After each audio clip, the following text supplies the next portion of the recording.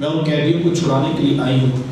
سنو بھائیو، اللہ کے رسول نے کیا ارشاد فرمایا، حضور میں میری بہن تو نے آنے کی زحمت کیوں گوارا کی، تو گھر بیٹھے بھی پیغام بھیج دیتی، میں محمد تیرے کہنے پہ ہی ساروں کو چھوڑ دیتا۔ زمانے کو ہم نے بتایا کہ بہن کا وجود کتنا موتی ہوتا، یہ چاند جوڑے کچھ گھوڑے بہت سارا ساز و سامان جمع کیا، اور میرے حضور خود بہن کو رخصت کرنے کے لیے دروازے تک تشریف لائے۔ صحابہ نے نگاہیں نیچی کی، حضور علیہ السلام کے ادب پہ کھڑے تھے کہ حضور میں صحابہ میں جب بھی قیدی چھوڑتا ہوں تو پہلے تم سے مشورہ بھی کرتا ہوں، آج پہلا موقع ہے میں قیدی بھی چھوڑ رہا ہوں اور میں نے مشورہ بھی نہیں کیا ہے۔ عرض کی اے بندہ نواز، آپ مالک کل کائنات ہیں، آپ جو چاہیں کریں، ہم کو ہوتے ہیں بڑا درمیان میں مشورہ دینے والے، لیکن حضور جی اتنا تو بتائیے آج کون سی خاص بات تھی کہ آپ نے مشورہ کرنا بھی ضروری نہیں سمجھا؟ تو حضور میں صحابہ، آج میرے دروازے پر میری بہن آ گئی تھی، اور جب بہنیں دروازے پہ آ جائے اللہ کے رسول انہیں خالی نہیں پورا کرتا۔ زمانے کو ہم نے بتایا کہ بہن کا وجود کتنا موتور ہوتا۔ جب بیٹی ذبح کی جا رہی تھی، جب بہن زندہ درگور کر دی جاتی تھی، جب ماں بازاروں میں بیچ دی جاتی تھی، اس دور میں بیوی کی کیا حیثیت ہو، جبکہ آج کی تہذیب یافتہ دور میں کچھ لوگ بیوی کو پاؤں کا جوتا خیال کرتے ہیں۔ یہ زمانہ جاہلیت کی باتیں ہیں۔ آقا کریم اسلام نے ازواج مطہرات کے ساتھ جو حسن سلوک کی داستان رقم کی ہے، زمانہ ان کی مثال نہیں لا سکتا۔ کسی کو میرے حضور حمیرہ کہہ کے پکارتے ہیں، کسی کے لیے بکری کا بچہ ذبح کرتے ہیں اور گوشت کے مختلف ٹکڑے کی سہیلیوں کے ہاں بیچتے ہیں۔ حضور کثرت کے ساتھ حضرت خدیجہ الکبریٰ رضی اللہ تعالیٰ عنہ کا ذکر کیا۔ سیدہ عائشہ صدیقہ رضی اللہ تعالیٰ عنہ ایک دن عرض کرتی ہے کہ حضور اللہ نے آپ کو بہتر ازواج عطا کر دی ہے اور آپ ابھی تک اس بوڑھی عورت کا ذکر نہیں چھوڑتے۔ یہ حضور کے چہرے پر جلال آ گیا اور حضور میں عائشہ مجھے خدیجہ کے بارے میں تکلیف نہ دو، جب پورے مکے نے میرا انکار کیا تھا ایک خدیجہ تھی جس نے میرا اقرار کیا تھا۔ آپ اسے کیسے بلا سکتے جب زمانہ میں مخالفت کرتا تھا، لیکن خدیجہ میرے سے محبت کی دعویدار تھی۔ فرماتے ہیں میں نے ہمیشہ محبتوں کا اظہار کیا، اور یہی حضرت خدیجہ الکبریٰ رضی اللہ تعالیٰ عنہا جب ان کا وقت آخر قریب آیا تو سیدہ فاطمہ الزہرا رضی اللہ تعالیٰ عنہا کو بھیجا اور کہا بیٹا جاؤ جا کر حضور سے چادر رحمت مانگو۔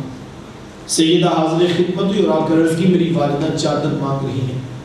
آقا کریم اسلام نے چادر بھی اتار کر پیش کر دی اور ساتھ میں بیٹا اپنی ماں سے پوچھو یہ چادر کیا کرے۔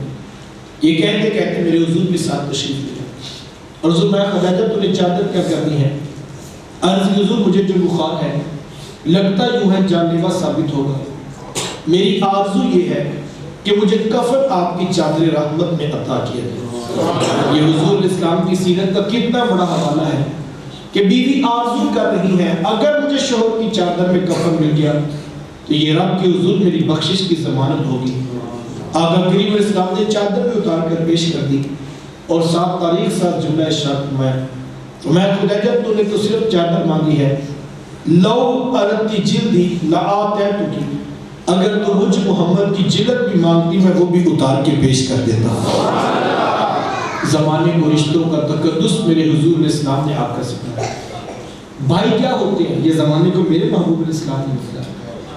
آقا کریم اسلام تشریف فرماتے ایک نوجوان حاضر خدمت ہو آ کر عرض کرتا ہے حضور میں کماتا ہوں اور میرا بھائی کماتا نہیں، رہتے اکٹھے ہیں اخراجات ساجے ہیں تو میری کمائی بھی اس کی طرف چلی جاتی ہے۔ اس طرح ایک کمانے والے بھائی نے نہ کمانے والے کی شکایت اللہ کے رسول کی بارگاہ میں پیش کی۔ آج گھر گھر کا یہی ٹکڑا جو زیادہ کماتا ہے وہ دوسروں کو خاطر میں نہیں لاتا۔ بڑا بھائی چھوٹوں کے لیے بے پناہ محبت کے جذبات بھی رکھتا ہو لیکن اس کی آمدن تھوڑی ہو تو چھوٹے دانا دیتے کہ تو نے باپ کے بعد کون سی جاگیر ہے جو ہمارے لیے بچا کے رکھی۔ آج کہا جاتا ہے تو کہتا تیری عزت تو نہیں کرتا، تیری عزت کس بات میں کرے۔ آج کہا جاتا ہے تیرے بچوں کی فیسیں تو ہم بھرتے ہیں، گھر کے اخراجات تو ہم چلا رہے ہیں، تیری عزت کس بات میں کرے۔ آج اس بھائی کے پاس دولت زیادہ نہ ہو، سگے بھائی اس کی عزت کرنے کے میرے وعدہ ہیں۔ اور اب تو حالت یہ کہ کوئی بھائی بیچارہ غریب ہو اس کا بھائیوں کی لسٹ میں تعارف بھی نہیں کروایا جاتا کہ کیا بتائیں مزدور بھی ہمارا بھائی، ہم تو نہیں بتاتے۔ اس سے ہمارے اسٹیٹس میں فرق ہے. ہاں کوئی ایم پی اے، کوئی ایم ایل اے، کوئی چیئرمین ہو، وہ تیسرے خاندان کا بھی ہونا تو ہم کھینچ کے اپنے کھاتے میں ڈال دیتے تاکہ پتہ لگے ہم شروع سے عمرا کے خاندان میں ڈالو. لیکن میرے حضور اسلام نے کتنی بڑی بات ارشاد فرمائی. سائل پوچھتا ہے میں کماتا ہوں وہ کماتا نہیں، رہتے کٹے اخراجات سانجے، تو میری کمائی بھی اس کی طرف چلی جاتی ہے. تو حضور میں ہو سکتا ہے اللہ تجھے عزت تیرے اس بھائی کی وجہ سے دے رہا ہو جو کماتا نہیں. یہ تو کرم ہو گیا صاحب، اس نے تیرا ہاتھ دینے والا بنا دے، لینے والا. اگر تیرا ہاتھ دینے والا بنا دے تو کیا کر سکتے؟ تو بھی تو سی ماں کا بیٹا، تو بھی تو سی باپ کی اولاد ہے. تیری رگوں میں کوئی الگ سے سرخ رنگ کا خون تو نہیں دوڑتا، تیرے دماغ میں الگ سے سوچوں کے سوتے تو نہیں پھوٹتا. تجھے اپنی ڈگریوں پہ ناز ہوگا، تیرے سے بڑی بڑی ڈگریوں والے لوگوں کے آگے خواب چھانتے ہوتے. یہ محض اس کا کرم تھا، اس نے تیرا ہاتھ دینے والا بنا. ساری برادری، پورا خاندان 30 سال سے کاروبار کرنے والے نیچے رہ گئے. 13 ستارہ اوج سریا کی بلندیوں کو چھونے لگا. تجھے اونچا اس لیے نہیں کیا تھا کہ تو ایم پی اے، ایم این اے، وزیروں، امیروں کی امداد کر اڑاتا پھرے. تجھے تو اونچا اس لیے کیا تھا کہ تو پلٹ کے نیچے دیکھتا اور جو بہن بھائی نیچے رہ گئے تھے اب ان کو کھڑا کرنے کا سوچتا. وہ کسی دانشور نے کسی کروڑ پتی کا انٹرویو لیا تو پوچھا جناب آپ کروڑ پتی کیسے بنے؟ آج ہر شخص چاہتا ہے میں بھی راتوں رات امیر ہوں جو میں بھی کروڑ پتی بنا. تو پوچھا جناب آپ کروڑ پتی کیسے بنے؟ تو اس نے مسکرا کے کہا میں نے اپنے نیچے والوں کو لاکھ پتی بنا دیا، قدرت نے مجھے کروڑ پتی بنا. جو نیچے والوں کے بارے میں سوچتا ہے اللہ اس کو رزق کی فراہمی کرتا ہے. صاحب یہ وہ محبتوں کا درس ہے، یہ وہ الفتوں کی تعلیمات ہے جو لے کر میرے حضور اس کائنات سے آئے. لیکن آج ہم ان چیزوں سے بہت دور جا چکے ہیں اور آج گھر گھر کے اندر ایک آگ چل رہی ہے اور کوئی کسی دوسرے کی بات کو برداشت کرنے کی بھی پوزیشن میں نظر نہیں آتا. خدا اپنوں کے ساتھ اچھا سلوک کرو، جوڑنے کی کوشش کیا کرو، توڑنا کوئی کمال نہیں کرنا. یہ شیشے کا گلاس پڑا ہے، چھوٹا بچہ بھی پاؤں میں ٹھوکر مارے تو وہ توڑ کر دکھا سکتا. توڑنا تو کوئی کمال نہیں، جوڑنا اصل کام ہے. وہ کیا کسی نے کہا تھا توڑنے والے خاک کیا کرتے ہیں، توڑنے والے خاک کیا کرتے ہیں، جوڑنے والے کمال کیا کرتے ہیں. جوڑنے والے کمال، جوڑنا بڑا کام ہے. اسی لیے توڑے لوگوں کو بڑا کام تو کوئی کرے گا. توڑنا تو پورا پیٹ ٹھیکا لے لیتا، پورا خاندان اٹھ پڑتا اس کا، یہ تو سب کام ہے.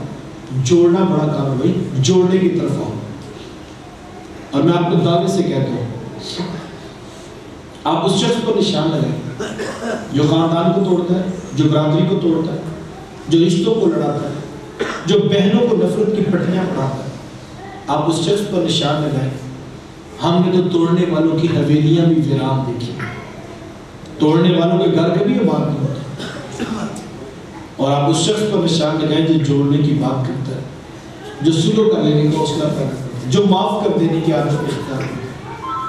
گھر، حویلی، مکان شے کیا ہے نا، ہم نے تو جوڑنے والوں کی قبروں پہ محبت کا میلہ دیکھا ہے. جوڑنے والوں کی قبریں بھی آباد ہو جاتی ہیں اور توڑنے والوں کی حویلیاں اور جاگیریں بھی ویران رہ جاتی ہیں.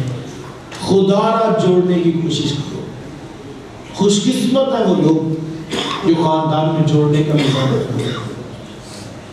ورنہ ہم جس دور میں بستے ہیں ہر کوئی کہتا وہ نہیں بلاتا تو مجھے کیا ضرورت ہے. ہر کوئی اگر یہ کہہ کے گھر بیٹھ جائے گا تو پھر کون کس کو بلائے گا بھی. کسی کو آگے بڑھ کر محبت بانٹنی ہے، کسی کو آگے بڑھ کر. اور آپ خوش قسمت ہے اگر اللہ آپ کو یہ سوچ فکر دے دیتا ہے.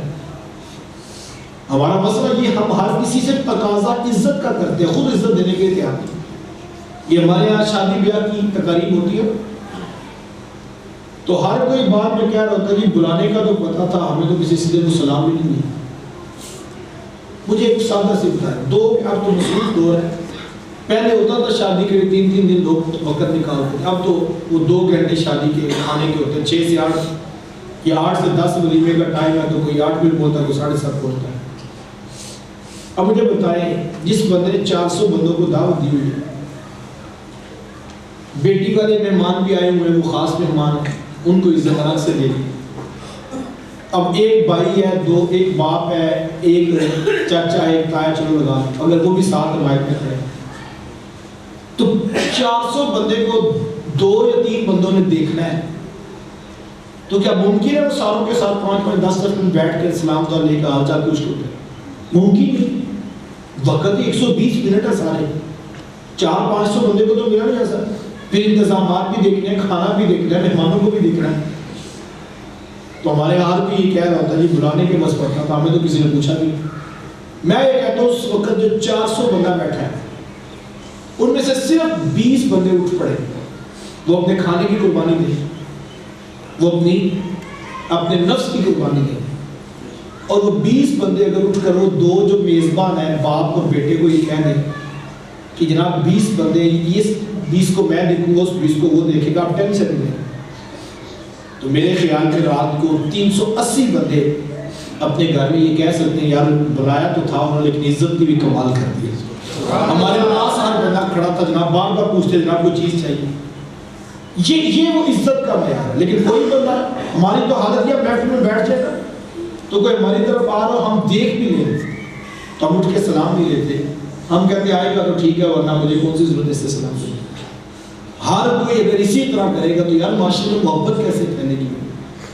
کسی کو آگے بڑھ کر محبت کا پرچم پکڑنا پڑے گا, کسی کو آگے بڑھ کر پیار کی شمع روشن کرنی پڑے گی, جوڑنے کی کوشش کرو. اور اگر اللہ نے تمہیں وسعت دی ہے, تمہارا وجود ایسا ہے, تم کسی کا بوجھ اٹھا سکتے ہو, یہ اللہ کا انعام سمجھو اگر اس نے تمہیں ایسا بنایا, اور بانٹنے کی کوشش کرو. اور جب بانٹنے لگو تو اپنے رسول کی یہ حدیث سامنے رکھ لو. میرے حضور علیہ السلام ایک دن جانور ذبح کیا تو حضور گھر تشریف لائے اور حضور آ کر پوچھا کہ عائشہ وہ گوشت کا کیا بنا؟